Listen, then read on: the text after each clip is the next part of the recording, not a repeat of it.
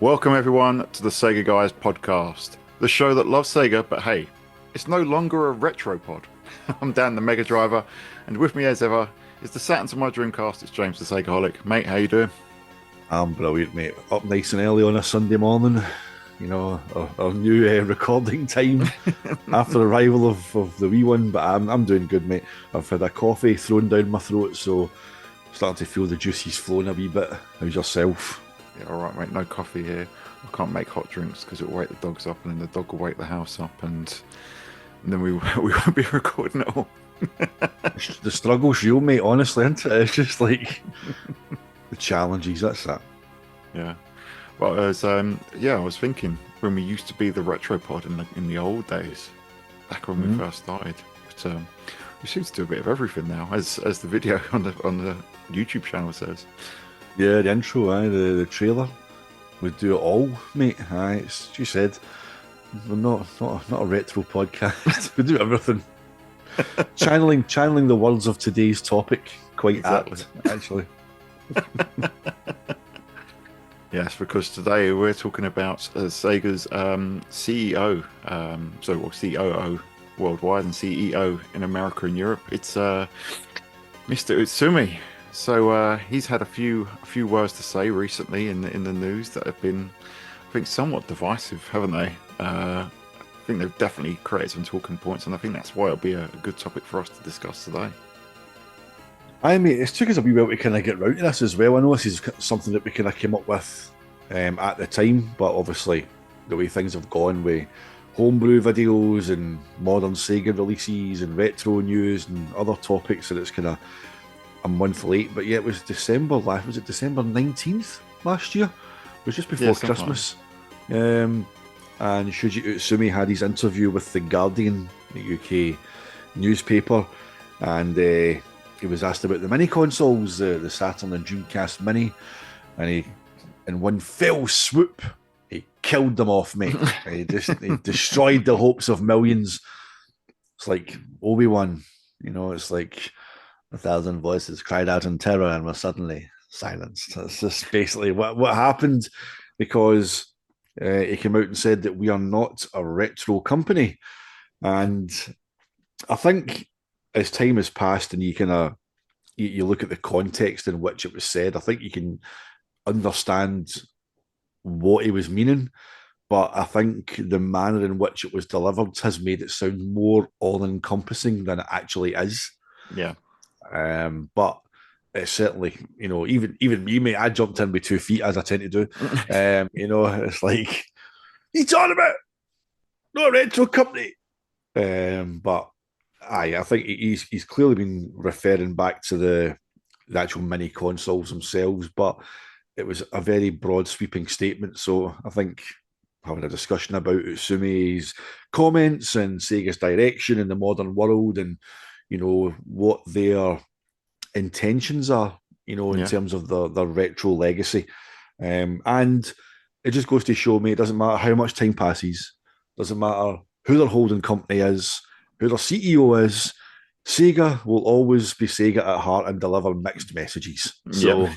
So never change, Sega. Thank you. That's it. Yeah, I know. Rivaled only by Microsoft, I think, in Well, delivering hi. message. But yeah, I think when you was in the heat of the moment, mate, I think one of the statements you said that made me laugh was he's the modern day Bernie Stoller. And with that in mind, I think it's worth looking back at Shuji's background, because he actually joined Sony in 1986 and launched the Sony PlayStation and helped form Sony Computer Entertainment, which, while the dates obviously before Bernie, and obviously Bernie wasn't so involved with Sony Computer Entertainment, but Bernie did help launch the PlayStation, was heavily involved in the PlayStation in its early years, so definitely a parallel there. He actually joined Sega as a senior vice president in the late 90s, and again, parallels, helped launch the Dreamcast. Post Sega, he did remain in the video game industry. He helped launch the Kingdom Hearts series. Also founded Q Entertainment alongside Tatsuya Miguchi, and then came back to Sega in around 2019. It's very hard to find firm dates for a lot of this stuff. He doesn't have like a Wikipedia page, and the Sega Retro page is fairly light on content. I couldn't find much about him all over, so this is bits and pieces that I picked up on him. Finally, became COO in last year and CEO of Sega of America and Europe last year as well. So he's been around for the last 5 years, and I think we were talking about this. You talking about the Super Game interview before we came on, but he's. I think it's fair to say he's definitely making his mark on Sega, wouldn't you? Would you agree? Yeah, and he's had a couple of headlines as well. Obviously he spoke about the bringing back the kind of the Mega Drive era, kind of that what was it? He said that their rock and roll, to Yeah, Nintendo's jazz. I yeah. think was one of his, and I think he's also made kind of reference to the fact that he wants to try and bring back the kind of the Dreamcast era kind of feel to things as well, because that's obviously where he's from. Again, see, just shitting on the Saturn, mate. That just so Bernie did as well, mate. But um, but I know he's. I mean, don't get me wrong. It's great to have someone in that position at Sega who at least has a background in or a foot in the company's kind of retro legacy. They were there at a time before all the kind of the bad shit kind of hit the fan, obviously. But I'm interested to see just where they go kind of going forward. I was talking about the Super Game interview that Man of Stone, sent me. It's hilarious that he DM'd me last night saying that he's got a subscription to Beep 21, the Japanese gaming site. And there's a load of kind of stuff on there about Saturn's 30th interviews and whatnot. And then if he sent me on a link to this recruitment page of Sega Japan that had this interview in English with Utsumi and a couple of his colleagues as well about the Super Game. So um, the Super Game, I think, is something that it's been kind of quite shrouded in mystery. Nobody knows quite what it meant. People thought it meant one big, massive online game, or was it going to be like an online streaming service, or was it the revival of old IPs? And nobody kind of knew. And this interview kind of gives into a few extra details. We'll touch on it later on, but he's definitely making his mark. I mean, we gave him kudos, earlier on whenever the whole Microsoft acquisition talk came up for the 350 billion fucking time.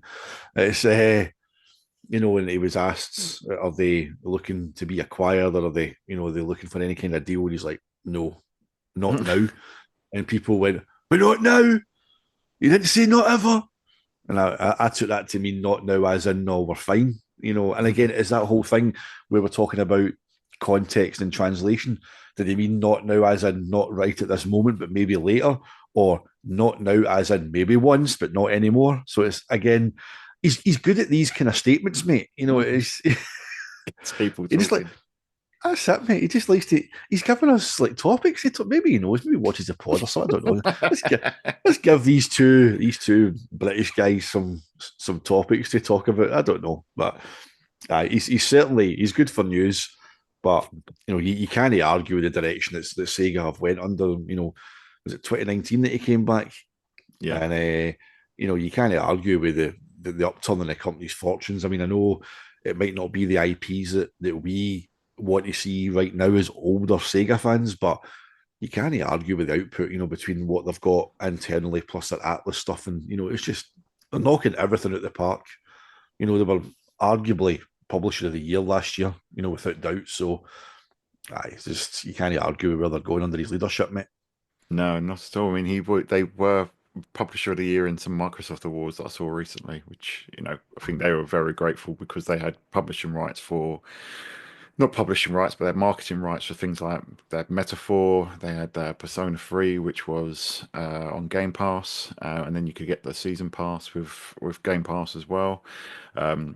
But they had multiple Game of the Year contenders. Sonic X Shadow Generation's been a big success, sold 2 million copies, and was very well reviewed for a modern Sonic game. So 2024, it did feel like it was like a breakout year. It's funny because the game that I was looking forward to the most was Infinite Wealth, and there just seemed to be so much more that was kind of on par and perhaps even better than Infinite Wealth.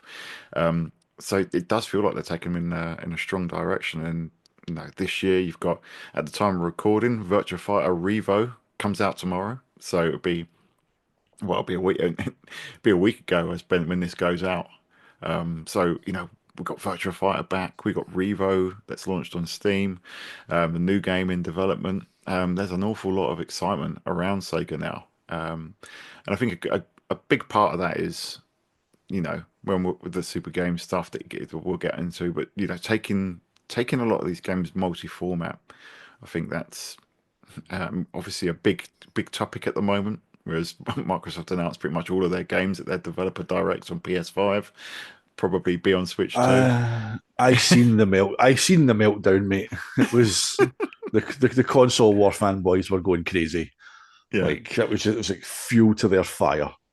yeah. But that's where the growth is, mate. It's where it's multi-platform games. Squaresoft or Square Enix has said that their future games won't be exclusive to one platform. They'll be doing simultaneous worldwide releases.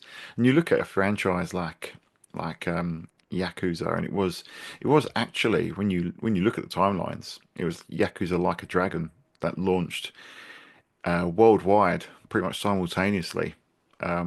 Because previously, Yakuza 6, we had to wait.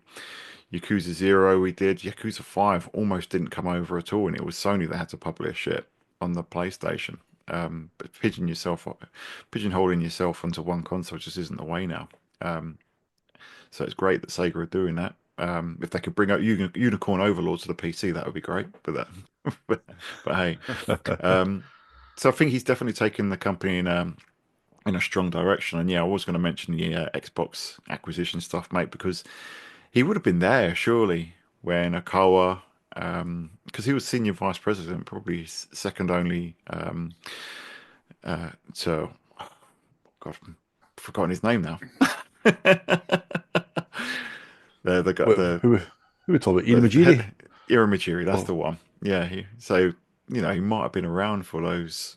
They were going to Microsoft saying, maybe maybe, you're. maybe that's what not now meant. Yeah, exactly. That's what We were there. he's like We not were now.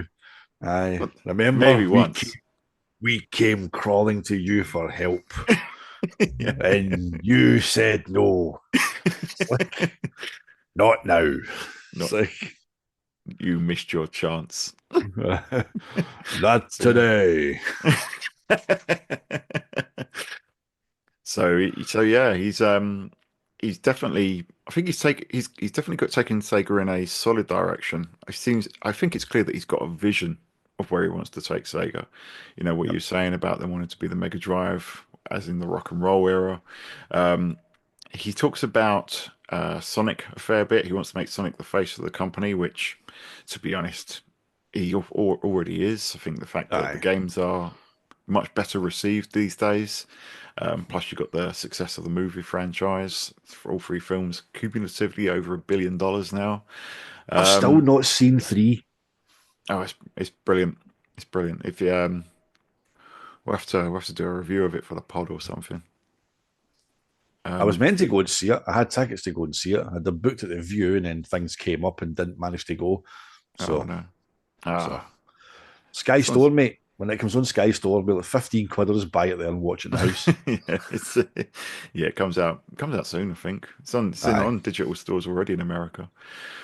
But yeah, going strength to strength. But as you say, mate, it was the double hit of shooting down the Saturn and Dreamcast mini consoles and saying that Sega is not a retro company. That's kind of caused a lot of debate, caused a lot of anxiety because on one hand you're saying, all right, well, we're not making these retro consoles. We've got a Mega Drive Mini and a Mega Drive Mini 2, and that's your lot. You know, Mega Aye. Drive Mini 2 came out in Utsumi's tenure in 2022, and a Mega Drive Mini 1, I'm pretty sure, was what, 2020, 2019? Was only a couple of years before, mate. Aye. So he's either just in the door or, been in maybe like a year at most or something whenever the first one came out. So he's been about for the mini consoles at least, yeah. Yeah. So, yeah, it did get me thinking about, what does he mean by retro? What is a retro company? What does that mean about the direction that Sega are taking them? And the more I think about it, the more, with some kind of thought and kind of introspect, it does sort of make sense because if you think down, what would you say is a retro company?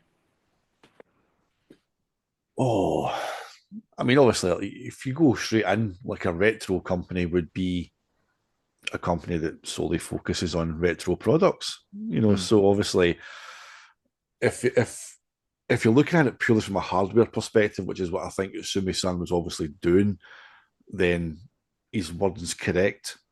But if you're talking about as an overall company kind of vision and structure and history, then they are a retro company. But as I said, the video I did, like, you know, you can be one without ignoring the other. You can say you're a modern and a retro. You don't have to kind of pigeonhole yourself into either category. yeah, Um, and again, even in the kind of statement that he gave the interview, he said, we're proud of our legacy. We want to embrace it.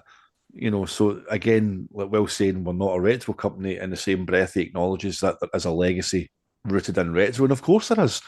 Like the whole history is there, but it's almost like, and I think a lot of people have picked up on this as well, is that, excuse me, that while he's from the Dreamcast era and he's maybe made kind of hints at, bringing back that kind of vibe, you know, um, uh, I don't know, mate. I think a retro company, you would think if it was solely focused on retro on yeah, its own, then obviously Sega's legacy is far too, it's decades old. yeah, There's too much there to completely ignore everything that's going on. But I don't think I think in killing off the consoles, the kind of mini consoles, I think that's what stung the most. I think a lot of people were really hankering for them, and the hmm fact as well that in the Mega Drive Mini 2 in Japan, they had given that survey, yeah, and asked people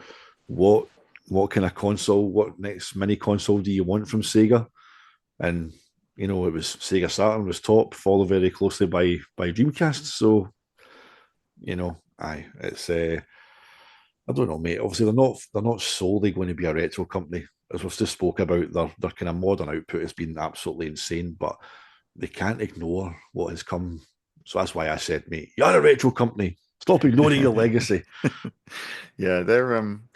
It's an interesting one because I think my mind went to Nintendo because this is a similar Mhm. company, and the problem is always, mate, I think is in the messaging. Are Nintendo a retro company? Well, all of their big IPs are legacy IPs. You look at Sega's IPs, their successful IPs that they've used this year. Sonic is really the big legacy IP. They've got Atlas, who have got the Persona series, which is kind of a legacy IP.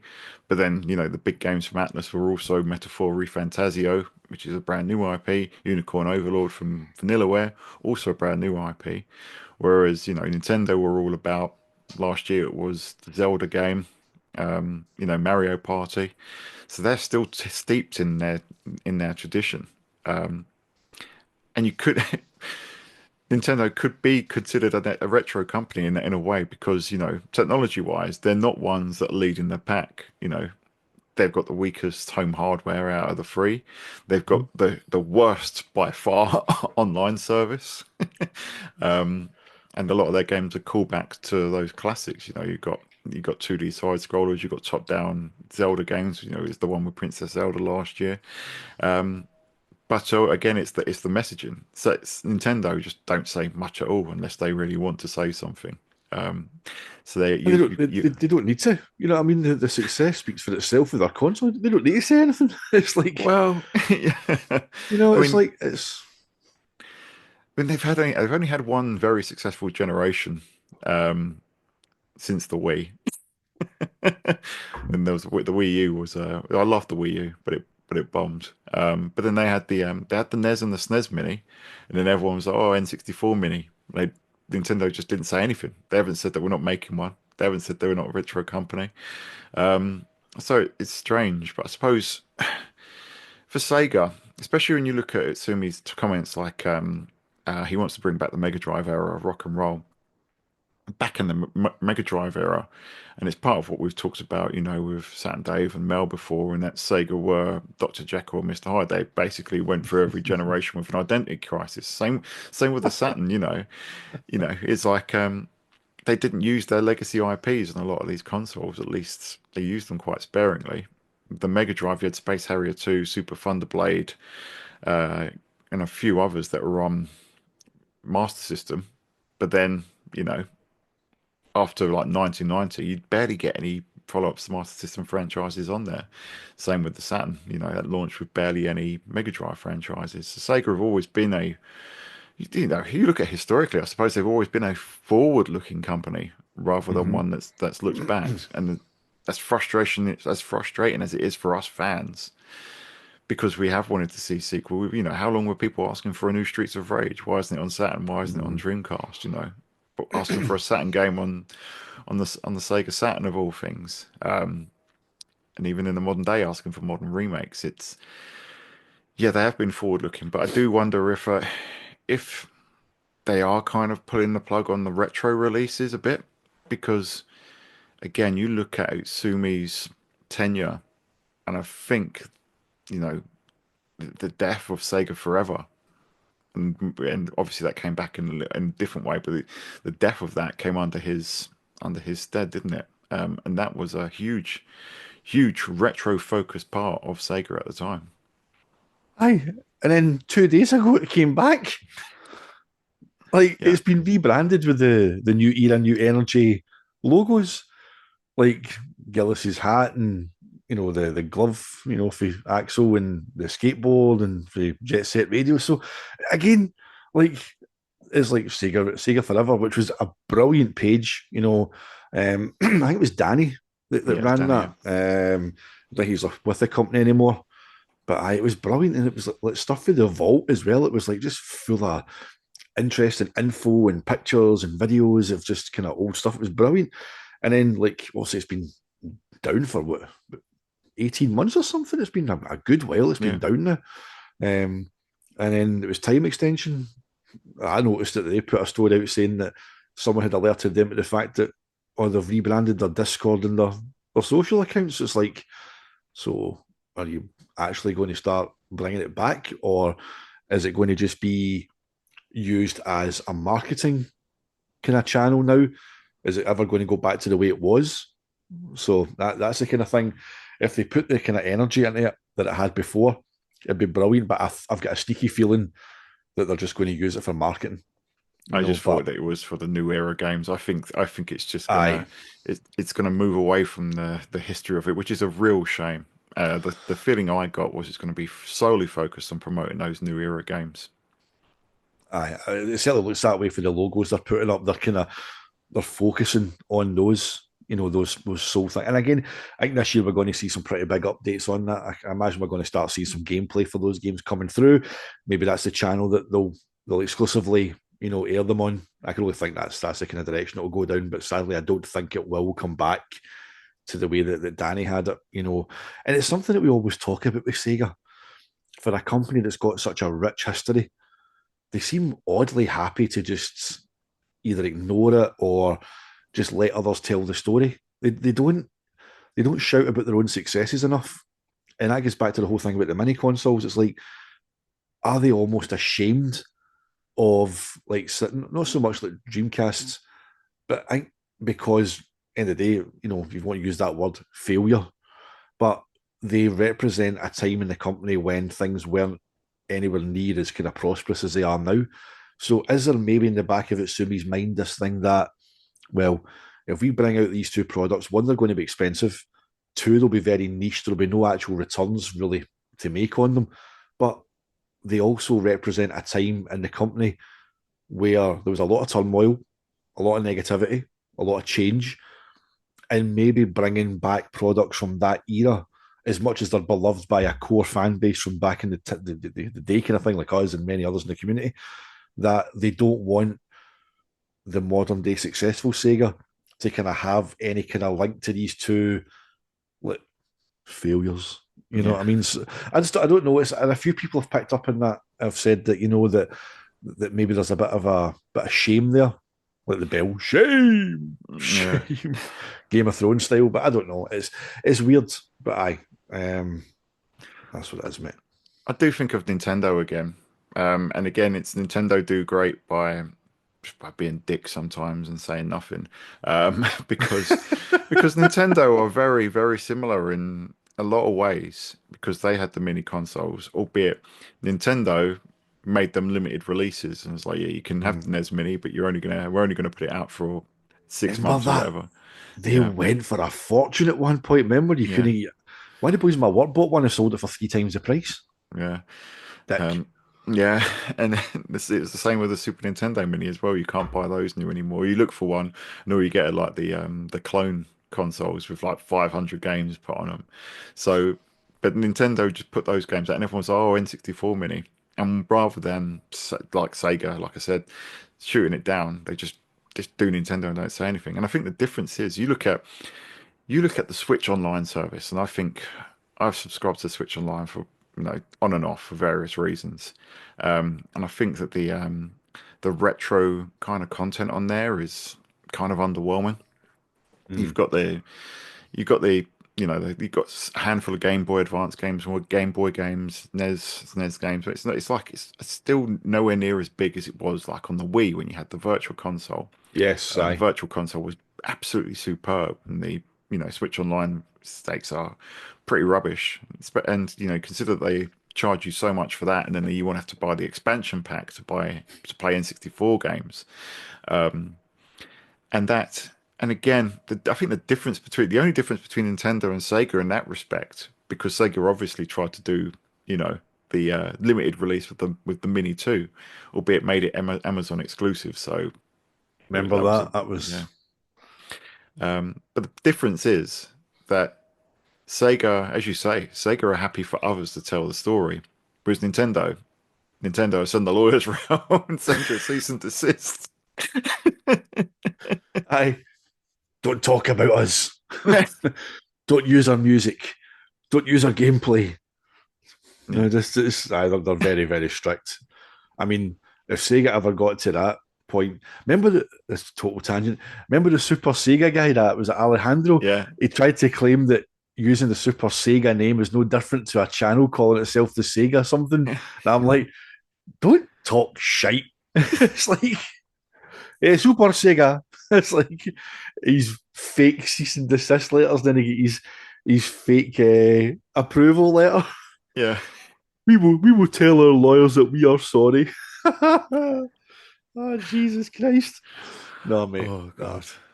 I Oh no, yeah. if Sega ever got to that kind of Nintendo level in terms of content, I think would be pretty screwed. But thankfully, again, it's almost like the fact they ignore it the legacy so much it kind of benefits us. I mean, Well, but well, well. Look, we get fantastic stuff like Radio Sega. Where we get exactly. like, whereas Nintendo shut down all the YouTube channels and all the other media that plays their music so that they can have their own Nintendo version of Spotify. No, I mean, and see what you were talking about the Switch Online thing there, by the way, because obviously we got the Switch for the Wii and for our Christmas, and it came with 12 months of Nintendo's online thing. Yeah, So, and I remember whenever we had the Switch Lite a couple of years ago, and I checked out the kind of online the retro stuff on there at the time, and see the fact that it changes. I know it's good that they mix things up, but it also feels a bit like a kind of control freak. yeah. It's like you were enjoying Super Street Fighter 2 or Street Fighter 2 Turbo. We're taking it away. It's like, it's and some of the stuff on there is pretty crap. And the layout of it looks like a bad jigsaw puzzle. I know. It's like you've got Japanese box art that goes up and down the way, and you've got the PAL ones that go, horizontal, and it just all mismatch. It's like a game of Tetris with cover art, mate. It just it's it just screams control freak, which they are. We know they are, Hmm. but Yeah. So yeah, Nintendo and Sega, I think, very similar in that respect, and I think it does come down to the messaging. I'll say on Nintendo as a retro company, I think they're probably more of a retro company than Sega, but they're still guilty of, they don't do anything with F-Zero, they don't do anything with other IPs that, they've been sitting on for ages, haven't had, so they're just as guilty. But I think mate, Sega, they haven't done anything with F-Zero since the SNES because Sega made the last good one. yeah. Well, yeah, they did. Oh, yeah, that's it. it's like Sega Lord X said when when we had him when we were talking about when Sega nailed arcade gameplay on the home and said that's it. Similarly, we've got the best F-Zero we're ever going to get from Sega now. Let's go home, get some pizza. So you're never going to better it. So Exactly. GX is godly. But mhm. so uh the one thing that I think Sega have always been different is because they've always pushed boundaries. You look at to their detriment almost. You look at the Sega Saturn era, the Mega Drive era, Mega Drive and Saturn era especially. They had VR headsets in development. They the 32X and the Mega CD, which were whilst didn't perform and in hindsight weren't great ideas, they were Sega pushing the boundaries of technology. Virtua Fighter has always been traditionally a game that pushed the boundaries of what fighting games should be about. And I think you can kind of see that with the Super game if we come onto that interview. And it does sound like they're embracing modern technology on there with Shuji Utsumi talking about NFTs is an awful word. I don't know how old that interview is, but you think about things like he's talking about AI, about cloud, about multi-platform gaming now. And aside from the obviously eye-rolling NFT mention, it does all seem mostly positive and forward-thinking stuff coming out of Sega. And the Super game is basically a AAA game that's obviously in keeping with everything else, a live service game that launches on multiple consoles and has is integrated with social media.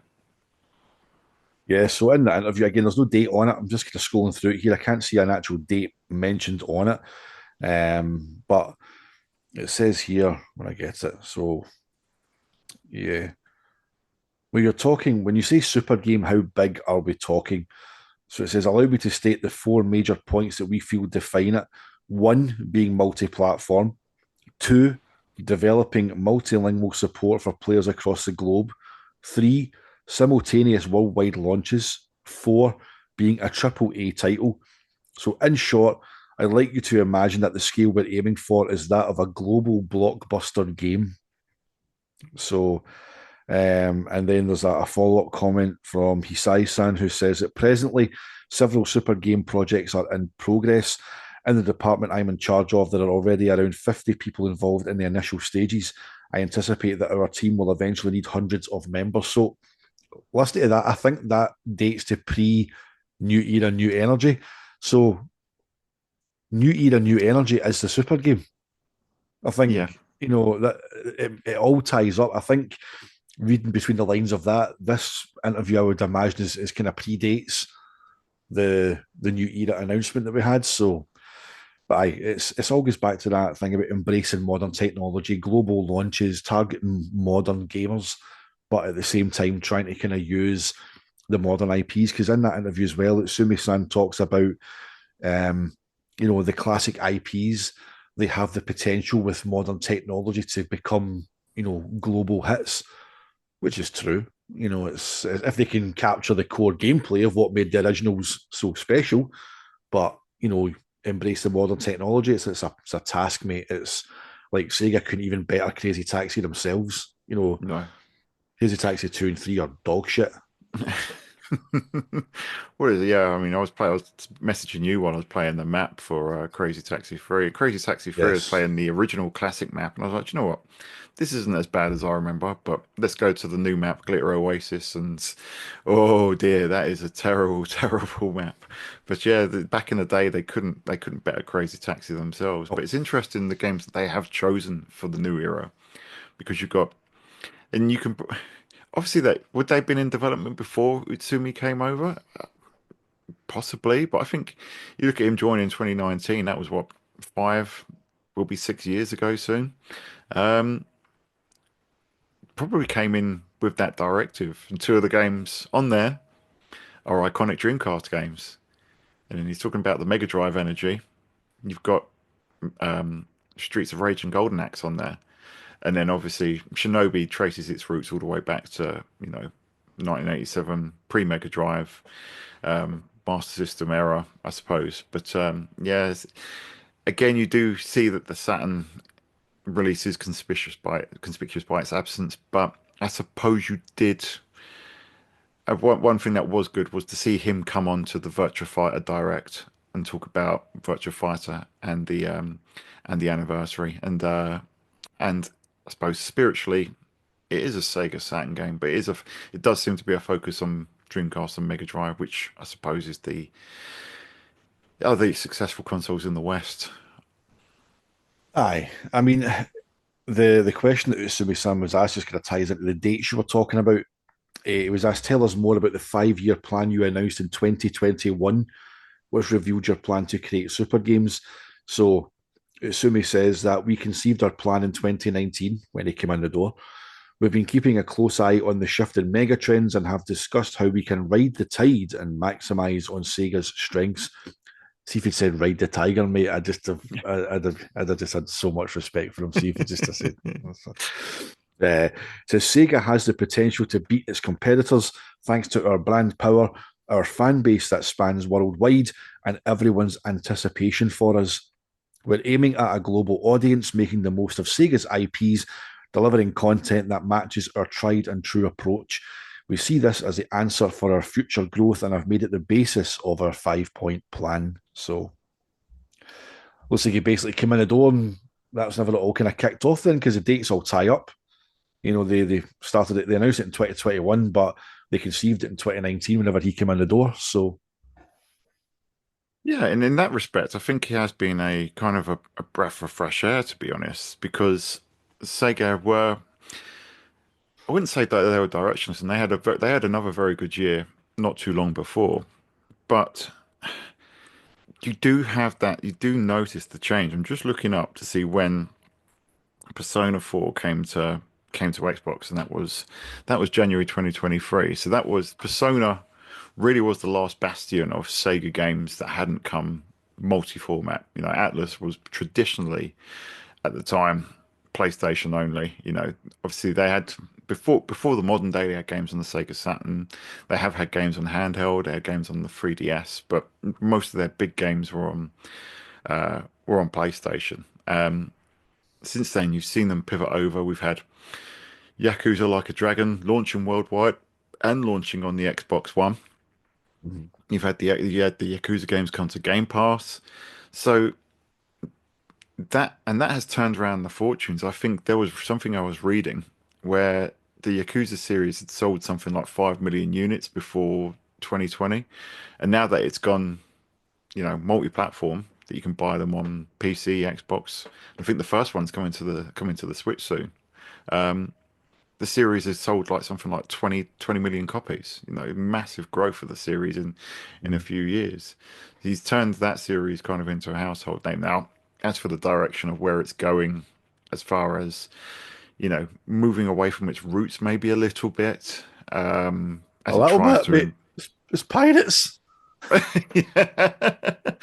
Well, yeah, I mean it's always been off the wall, hasn't it? But Aye. it the movement to Hawaii, you know, as they're trying to get that global audience. Yeah, I do worry that it's maybe losing its identity. It will lose its identity a little bit. I mean, obviously the pirate stuff, it's just so off the wall that you know. But Sega. yeah, yeah, but you are seeing a bit more success. So we're seeing games multi-format. We're seeing classic IPs come back, and there was a few rumors of even more games coming to this kind of new era initiative. So there was the Echo the Dolphin Mhm. leak the other day, and then um, God, what's his name? I can never pronounce his name, but you know the mind behind Echo the Dolphin Yeah, he's been teasing tweeted out, some stuff as well. Aye. and I think Aye. we've seen Alter Beast has been mentioned as well. So Mhm. Aye. So there's other stuff there. I think we might even get another announcement with more games, or like a second wave of games. You know what I mean? But I'm just kind of scanning this interview while you're talking as well, because it's brilliant. I mean, fair play to Man of Stone for sending us this. His timing could not have been better, you know, given the topic. But um, he says, "What do you envisage the super games or envision, sorry, the super games to be like?" Says Sumi says we are developing multiple titles under the Super Game framework.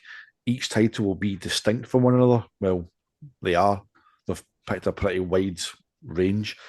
But I have no shred of doubt they will push the boundaries of interactivity further than any game released until now. For instance, we used to call people who buy and play video games gamers. However, we will probably no longer call these people gamers. There's even a whole subculture of just watching games in itself. There's so much potential in the relationship between people who play games and those who watch them. I think we can leverage that potential and bring about a new form of entertainment. So I hadn't read that before because I'd have probably, if I just read that at a glance, I'd probably went on a tirade about that as well. So, uh, what do you mean I'm not a gamer? Well, But again, streaming get is on. massive. You know, it is. You kind of. I personally, I can't sit and just watch somebody play a game for hours. But look, you can't argue with the success of Twitch. You know, Yeah. it's people want to just sit. Like my sister-in-law, but she can't play games as much as she used to do because she's got kids. So while she's doing housework, she watches people play the games that she likes to play.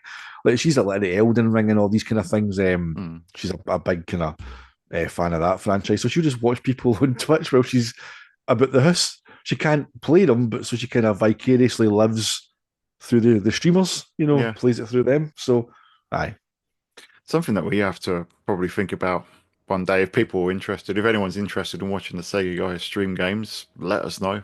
You know, yeah. might be something we'll look at down the line. If you want to watch me hit restart on Sega Rally 300 times in 5 minutes, then if that's your form of entertainment, folks, I can certainly oblige. But I think, allowing for obviously English isn't his first language, so allowing for some kind of that element, I think he's pretty close to the mark. And yeah, it's kind of like I get where you I was when I read that bit, I was like, what do you mean there's no such thing as gamers? Then when you think about it, gaming has become so entrenched in the modern day. You know, there's you wouldn't call someone film fans, would you? Everyone watches movies now. It's just like Mm. everyone plays games. Um, the term Why don't we gamer. play together? Sorry. We all play games. But yeah, everyone plays, and whether it's, if you're playing on console, and I think that sometimes I think we're all guilty, both in the retro scene and in kind of the modern console scene, because you see it in the like the fanboy tirades when someone was saying, "Oh yeah, PC gamers don't buy games; they pirate stuff," and a lot of these are. But the PC market is huge now, and there's lots of people playing PC, lots of people playing on mobile. The mobile market is bigger. Mobile probably has more in common with kind of classic games than the modern games. We've got a war with Atreus shouting at you on how to kill something over and over again as you press one of your like 8 buttons to try and initiate a QTE.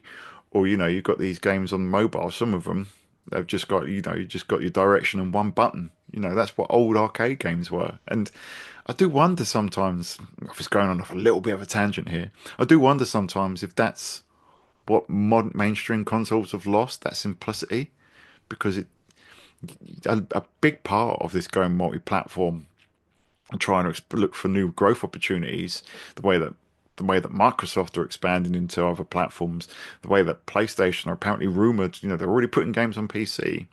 There are teases that they might be going in a similar direction because PlayStation 5 growth, depending on what you read, either isn't as strong as a PS4 or is lagging behind. So where's that audience going? The mass market are all going to mobile, for the simpler games, the ones that pick up and play. Because that's what got us into it, mate. We were playing pick up and play arcade games as kids. We were going, Virtua Fighter, 3 buttons, not like, Virtua Street Fighter 6 uses all 8 buttons. So does Mortal Kombat 1. You know, it's the simplicity, and that to your average person is overwhelming for them, which is why Sonic was such a success. All just the direction and one button.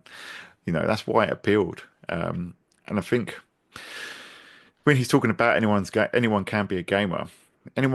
Basically everyone is now. They're as ubiquitous as film, TV, books. People say that they're avid readers, avid moviegoers, but people still do it kind of just you know, as a everyday task. So I don't think he's far Aye. off the mark there.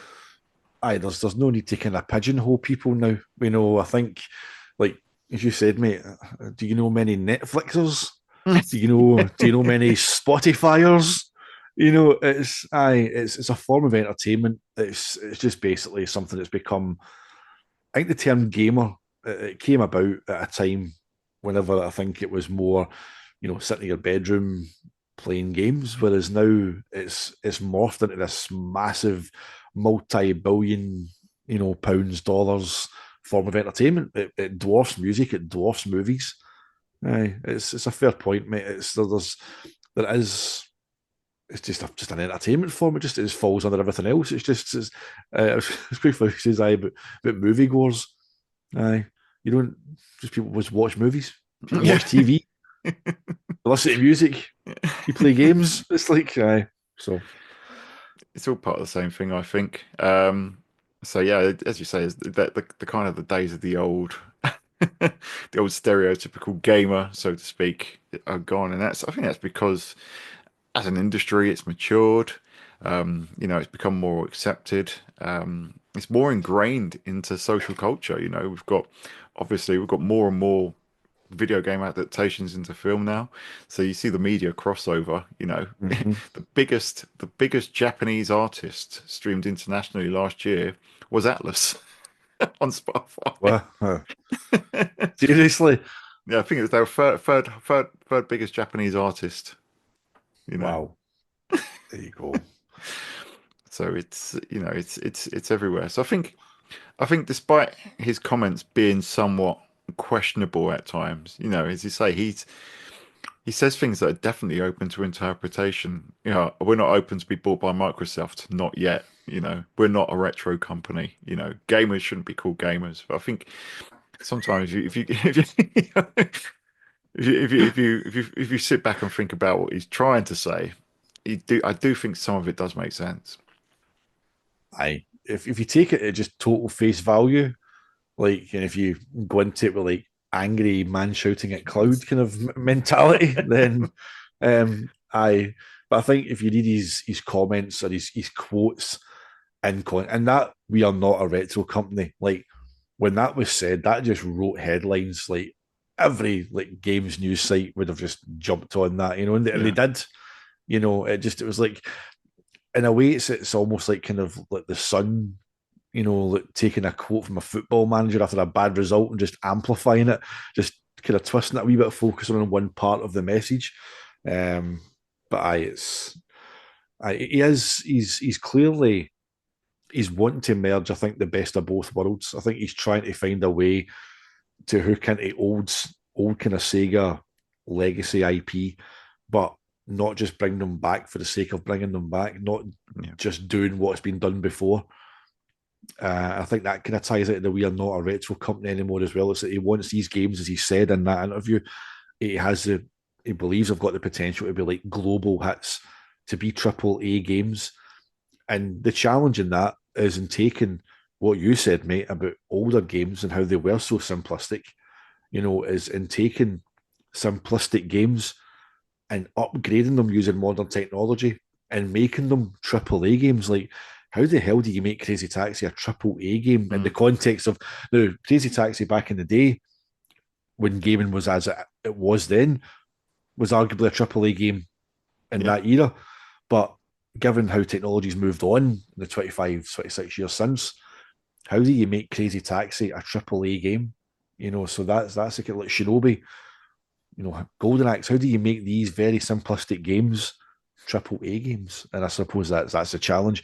That's your job, mate. You get paid to do that. You get the big bucks at Sumi-san. That's your call, mate. But I'm interested to see. But he certainly does, as you say, mate. He gives you talking points, and I think just taking his sound bites, in isolation, could be a bit unjust to him, like me calling him the Bernie Stoller. I was like, I called it his Bernie Stoller moment, Yeah. and I was a wee bit annoyed when he said that we are not a retro collective. I forgot you Fuck weren't the only off! one, mate. A lot of people were. A lot of people were. Aye, But yeah, but I mean, you make a good point because Crazy Taxi would have been a AAA game. It was using back in cutting that edge era, yep. technology.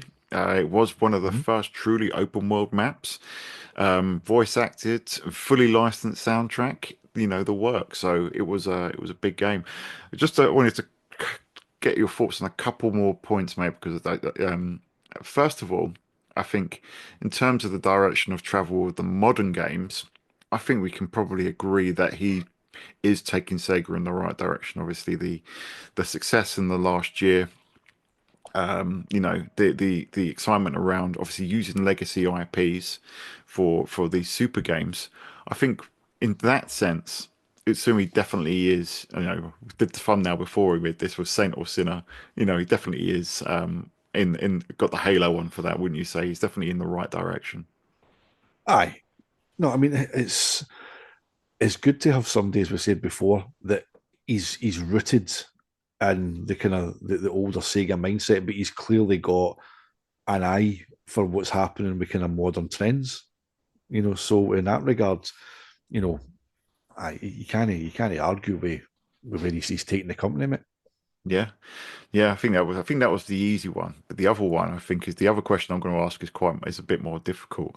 So, with the repurposing, shall we say, of Sega Forever under his tenure, with the We're Not a Retro Company, the kiboshing of the two retro consoles, um, the removal and delisting of a number of games, legacy Sega games, should we, as retro Sega fans, be concerned about how he's treating that side of the business? See, with the kind of the mini consoles, right? There's no reason to be concerned per se because like they don't exist. So it's not as if Yeah, they were announced and then were kind of like done away with. It's not as if he's kind of cancelled anything. yeah, Um, the Sega Forever stuff, I think we've said that he's going to use that, or Sega will use that for marketing purposes. I think I'll do that. I think any of the new era, new energy stuff, I think will be announced through the Sega Forever channel. That's just my hunch. Um, Whenever you kind of read his comments in that interview and you look at your stuff in context, worried about. I think he's taking the company in the right direction. I think he's being cautious. I think he doesn't want Sega to get kind of dragged too far back. He's trying to find a balancing act, I think, of embracing the kind of legacy stuff, carefully choosing which IPs he brings forward. Maybe try to think what ones are best suited to be upgraded to AAA games. Um, so maybe that's why something like, say, for example, we'd love to see Knights from Saturn updated, but maybe he feels that's too niche, it's too arcadey kind of score attack. Maybe what kind of basis could he have for upgrading that? And then obviously Crazy Taxi is a score based attack kind of game, but by all accounts, I think they're going to try and take that into some kind of online kind of tournament yeah, aspect. And again, I think you look at the way Crazy Taxi's looking, if you look at the kind of the idea behind it, and you think about his comments about people watching it, I think Crazy Taxi on like a Twitch kind of service where it's like maybe 20, 30 people in different taxis vying for fares and fighting each other. Again, it goes back to that being about entertainment. It's fun for the people who are playing it, but for the people who are watching it as well, it would be entertaining, hmm So um, I don't think we've got anything to be concerned about in terms of for us, for our kind of impact. I think we'll always have the kind of niche that, we grew up with the company in a different time and it meant different things. And it was at a time when it was innovating in different ways. So we'll still have that to kind of talk about and report on and kind of cross over into the kind of modern stuff. Um, but I think in terms of what he's doing, reading his kind of comments, I think he's after the initial uproar of the reaction to the "We Are Not a Retro Company," I think he quite clearly is trying to embrace the best of both, but he's trying to do it in a very kind of measured way. So I don't think there's any threat to kind of Sega's legacy in retro mm, from Utsumi. I just think he's trying to kind of he's trying to balance both the whole yin yang thing into. He's trying to yeah, kind of keep things rooted in modern while respecting the legacy. And that goes back to what he said in the Guardian interview. We appreciate and respect our legacy. We want to embrace it, but they don't want to go all the way back I think what we are not a retro company means is that they're not going to do what they did in the past. They want to do more.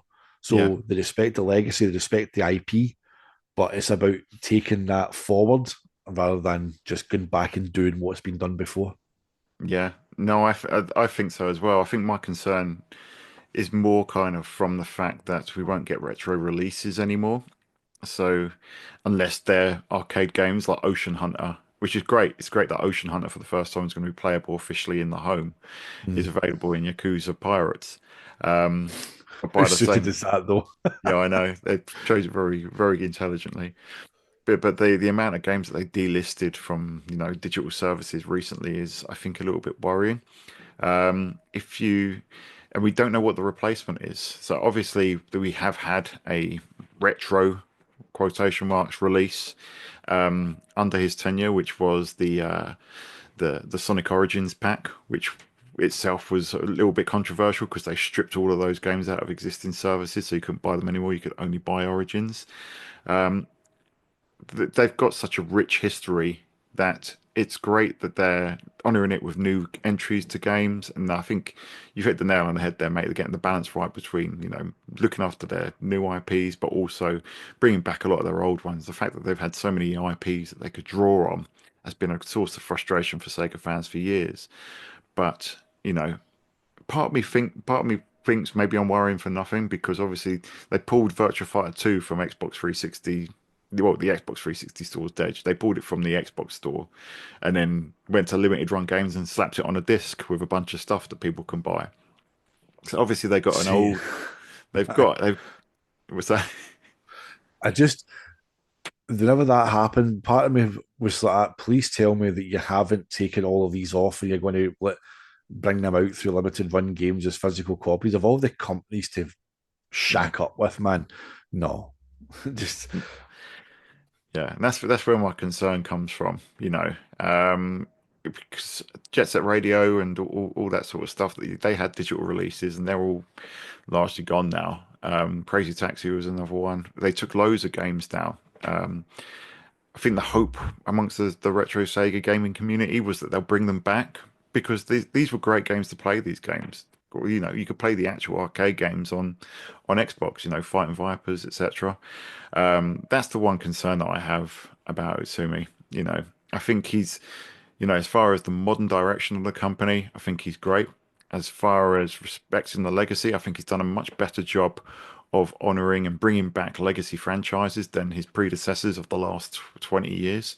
Um, I just think with the shutting down of Sega Forever, with removing games from digital storefronts, whether they're gonna, you know, give us something, the classic, are they going to give us the classic games? Or, maybe it's that, you know what, we've got guys out here that are playing the ROMs, they've got ODEs. Why bother making anything? They can play games. We'll just focus on the future. Maybe that's the fault. see. I think the out that Utsumi will have for the We Are Not a Retro Company and removing the games from other stores is that, and I know it's been rumoured, and I think it will happen. And I think the caveat will be that they'll look at it that they're not doing it as a retro release, they're embracing modern technology to bring retro to the masses. I do think Sega will release a Nintendo style, like you've got obviously the Switch Online's got the store with the classic games on it. I think they'll eventually branch into that. I do think there will be a Sega streaming service. And I think that they won't just have their games on it. I think the movies will be on it. I think you'll have, honestly, it's just a hunch I've got. I think you'll have like a Netflix of Sega. They'll have all their movies, all their kind of cartoons. You'll have your Sonic Prime, all your stuff like that, and they'll have all their games on it. And it will be a standalone service that you'll subscribe to. It, you'll be able to install it probably on your consoles, but smart TV, streaming games, whatever. I think again, it's about leveraging modern technology to bring that experience. I think that delisting those games, I don't think Utsumi has ordered those to be delisted just to be anti-retro. I think looking at the way that he speaks, there's method behind the madness. So I think that we're going to get an all-in-one he talks about entertainment. It's not called gaming, not called gamers. I think he's going to have a Sega all-encompassing streaming service with games and movies and TV shows. Yeah. Yeah, do you know what? I completely forgot about the rumors of the streaming service, and yeah, I think that you're completely 100% right, mate. I think that is definitely something that's going to happen. Yeah, Sega putting all their putting everything behind a streaming service, ridiculous. Sign me up. So it's like the gif of the guy from Futurama. Shut up and take my money. Yeah, It's like, yeah. yeah. I don't need another streaming service, but yeah, I imagine I would be there day one. But yeah, I think that pretty much covers everything, mate. It's been an interesting one because as we said, he's an interesting guy who says some interesting things, and I think the direction that the company is going overall is positive. So we will see, and we'll see where the future of Sega comes from. The future of their new IPs and how we can play those classic Sega games. I'd definitely sign up to the streaming service, and we'll see if our viewers and listeners, if you would too. Let us know in the comments below. But yeah, thanks for this one, mate. It's always good to touch on these modern topics. That's why I kind of had the little note in there about us being a retro pod because that's how we started, and I know. we've evolved over the years. It's good as well that this one kind of we didn't record it when we were meant to. I think it's good that it's kind of been allowed to kind of simmer a wee bit, and various other kind of follow up interviews and other kind of news sources have came out and things have happened that have allowed it the kind of the context to be looked at. I think it would have been a very very different show if we'd come on like the Wednesday after the interview went out, and recorded it. I think it would have a very very different chat. So no, it's been good, mate. It's always you say it's good fun to touch on the kind of the modern stuff. Um, but I'm sure it's Utsumi-san will lead us forward, lead us that football team, lead us that football manager, sack the board. No, it's been good, mate. I've enjoyed it. It's been a good chat. Always good to kind of touch on these more kind of not so much serious, but more kind of modern day, a bit kind of deeper thinking kind of topics than just talking about games solely. So I've enjoyed it, mate. It's been good. Thank you. Yeah, it has. But we'll get talking about games next time. I apologize to anybody who wants to hear us talk about games. It's like, sorry. Yeah. But yeah, we'd love to hear what you guys think about Mr. Shuji Utsumi and the direction of Sega. The work that he's done in the last 5 years, the success of the games in last year. What do you think about retro Sega games, their availability, how Sega's handling their legacy? Let us know in the comments below or in the Sega Guys or Radio Sega Discord. But James, as part of our rollout of our new tiers for our members, we do have the ability for our all access members to pose their questions and their thoughts on the topic and have them read out on air. So we do have a couple for this episode, don't we? Yes, we do. So thank you very much to Andy Mackey and Craig Williamson. So Andy's take on today's topic, he says, so for me, it sounds like Utsumi is caught between a rock and a hard place. He knows how much of a good place Sega is in now, bringing out some fantastic titles last year, but he doesn't want to rock the boat too much by acknowledging classic Sega. Even though people like us who follow this fantastic channel, thanks very much, Andy, uh, have the fondest memories of Sega in their heyday. They are already looking back to their classic IPs with the announcements of the older games from last year, so they must know how much people have been asking for some, quote, retro Sega. I would rather him say we looked at the options on building a Saturn and Dreamcast Mini, and we just couldn't get to a point where we were satisfied with putting out a product which would satisfy everyone due to license issues. Everyone knows that Sega is a retro company. It's a current company as well with the titles they are putting out currently. Sony are still putting old PS1 titles on their store. Nintendo are the same, which we touched on. Sega should always embrace their history as it is part of who they are and why we as Sega fans love them. So, fair Thank point, you very Andy. much, Annie. Yeah, I forgot about the PS1 titles as well, and Microsoft as well. And I Mm-hmm. think it's kind of a similar story, isn't it? Because again, they're not exhaustive lists. They're lists of games that are hampered by licenses. So, yeah, interesting parallels with Sega there. I think between all the companies, really. Yep. And Craig Williamson, thanks very much. Craig says, to me, it's like they're having a selective memory of the past, picking out the great moments and trying to forget the worst. But a Saturn Mini and Dreamcast Mini and even a Master System Mini would sell. And I think it's an opportunity missed for sure. Saturn wasn't Sega's future back in the day, and it seems like it's not in their past either. So, again, touching on what we said about perhaps that shame, of those products coming from a time in the company's past where things weren't quite as rosy as they obviously are now, and maybe not wanting to kind of tie the past and present together too closely. But a couple of great comments there, guys. Again, Andy and Craig, thanks very much. I say it's something we've rolled out for the new All Access tier, where All Access members can comment on a members only post for that tier and put questions to us for the upcoming episode. So it's brilliant to see we got a couple of really good points there from Andy and Craig. So thanks very much, guys.